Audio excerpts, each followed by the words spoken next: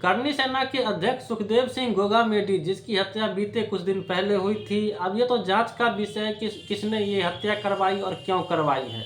मगर करनी सेना का कुछ हलचल जो अभी वर्तमान में चल रहा था, वो वामसेफ के साथ जुड़ के SC ST OBC के साथ लड़ाई लड़ने वाले थे।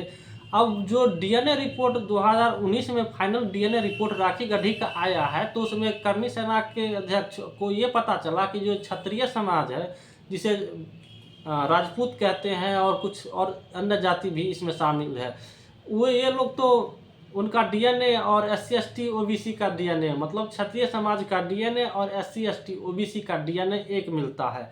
तो सुखदेव सिंह गोगामेडी को ये समझ में आ गया कि जो SC ST OBC का समाज है और हमारा जो क्षत्रिय समाज, ये तो एक है। और दूसरी खास बात ये है कि बहुजन समाज का सबसे बड़ा संगठन वामसेफ, जिसका 40वां राष्ट्रीय अधिवेशन अभी नागपुर में और कई अन्य शहरों में, गुजरात जैसे शहरों में चालू है, तो उस राष्ट्रीय अधिवेशन में सुखदेव सिंह गोगामेडी जी को चीफ गेस्ट के तौर पर बतौर बुलाया गया था।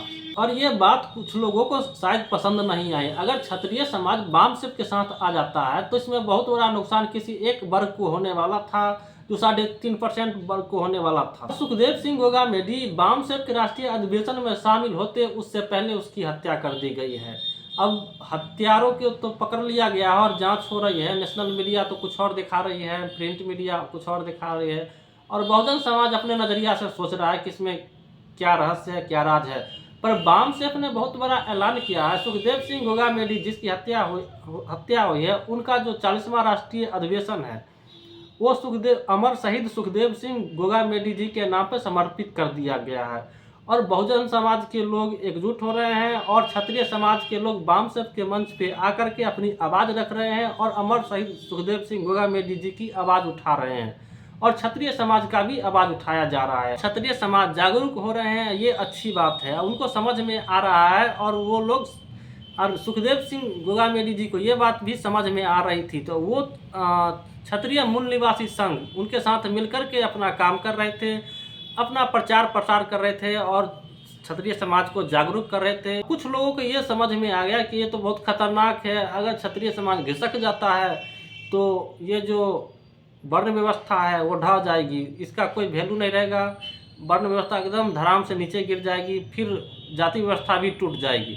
और ये वर्ण व्यवस्था से और जाति व्यवस्था से किसको फायदा हो रहा है इस देश में, वो तो सभी को पता है, बताने की जरूरत नहीं है। आप लोग सोच सकते हैं, आप समझ सकते हैं, वर्ण व्यवस्था से और जाति व्यवस्था से नुकसान किसको है, फायदा किसको है। अब जो होना था सो तो हो गया। अब क्षत्रिय समाज को सोचना होगा किस राह पे चले, या तो अम्बेडकरवादी राह पे चले या फिर मनुवादी राह पे चले। अब ये तो उनको सोचना है। अब उन लोगों को वो अपना रास्ता खुद डिसाइड करेंगे। उनके लिए तो आंदोलन के लिए रास्ता खुल गया है। अब क्या उनका आंदोलन का रुख होता है, अब वो लोग डिसाइड करेंगे। वामसेफ के लिए तो उनका मंच खुला हुआ है। 2 साल पहले ही क्षत्रिय मूल निवासी संघ का राष्ट्रीय अधिवेशन और उसका संगठन का निर्माण हुआ है, तब से राष्ट्रीय अधिवेशन भी होता है देश भर में। ये अच्छी बात है बहुजन समाज के लोगों के लिए। अगर वामसेफ के माध्यम से ही अगर क्षत्रिय समाज जागरूक होता है तो बहुजन समाज को ही फायदा होगा और क्षत्रिय समाज को भी फायदा होगा। तो इस वीडियो के माध्यम से आपको क्या मैसेज जाता है और आप क्या सोचते हैं बहुजन समाज के बारे में, क्षत्रिय समाज के बारे में, कमेंट बॉक्स में कमेंट जरूर करें और सब्सक्राइब करके लाइक करें। फेसबुक पे देख रहे हैं तो फॉलो करना ना भूलें।